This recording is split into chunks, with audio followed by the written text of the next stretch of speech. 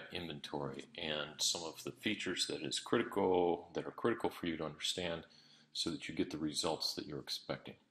Inventory controls are on the warehouse management icon, and you will see them down here at the bottom of inventory maintenance. Locations, location types, and location status. So all of your locations need to be entered into the system, and they are unique by terminal. So this terminal has A1-1, A1-2, A1-3, and so on. They have the ability for a longer description to be placed in here. They can be marked active or not active. When they are inactive, it means that they are not available for selection. So if you have an inventory location that you no longer use, instead of deleting it, we're just going to make it inactive. If it's a location type that allows you to identify whether it's grid or pallet racks or anything else, these are all up to you what you want to put in here. And then finally, we need to determine whether our status is available, hold pending. Once again, these are all up to you. Let's take a look at location types and location statuses and how those are set. Location types are here,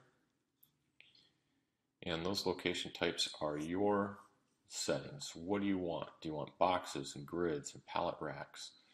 And in some cases we can maybe benefit from a longer type description so that we understand what it is that the short one is describing. And requires parent location is a future feature, not available now, but will be in the future. So if you have maybe a set of bins that you want to keep track of, and you just call it bin, and whatever description you might need, bin locations in yard, you just enter it like that. If maybe you wanted to have east yard, that's a big space out there in the east yard, but you can have a location type that is that. It's a generic location type. Location status is the critical one to understand. Location status is going to allow you to set locations as different status. Typical are hold or inspection. We always need to have an available or ready. And here are the two keys. Show available in reports, and this means that it's available for selection to a bill of lading. This means that it shows as available to the client. And then we can also make it visible or keep it from being visible to the client, to the customer.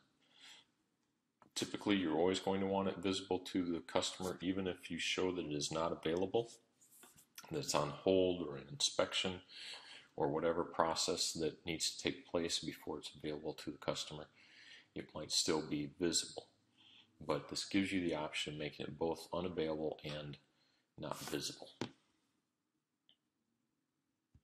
We put those together, those location types and those location status, and we go back to locations, and this is where we're going to identify what sort of location is it, and then what is the status of our given location.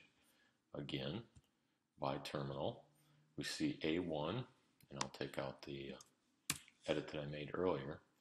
A1 is a location type rack, could be a yard, could be a bin, could be a box. A1-1 is a rack.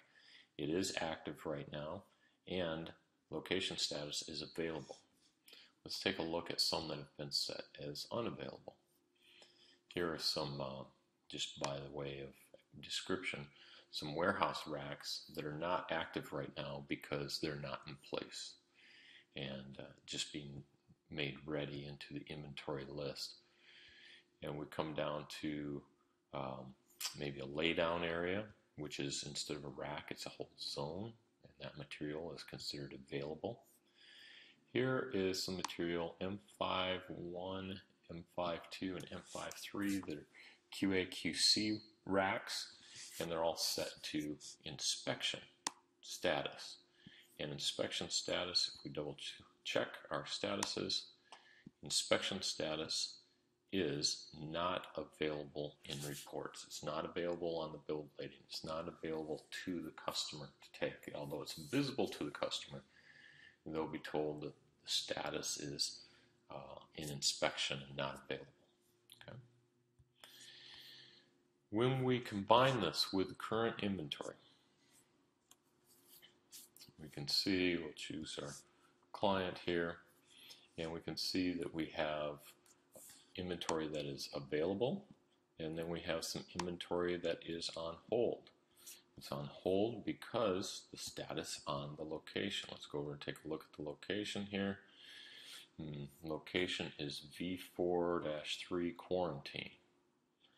So if we were to look in the location status that we were just, or the location list, excuse me, that we were just checking, and we go down to V4, PQRSTUV 4, 1, 2, and 3, which have all been described as quarantine. Just calling it quarantine doesn't put it on quarantine.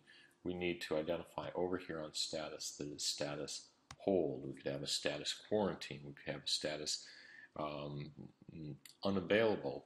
You name the statuses what you want them to be, but then you set them as being available or not available to the client. So all inventory that's in a given location shares that status. And this is always true. Sorry for the brief interruption there, everybody. All inventory that is in a given location holds that same status. And if you put inventory in V4-1-2-3 in this system, it will not be available for selection on a bill of lading. It will be visible to the client, but it will say that it is on hold. So it's important to understand we don't put particular items on hold. We put items in a location that everything in that location is set to on hold. That's the technology that I've chosen to use in this system. So thank you very much, and you have a good day.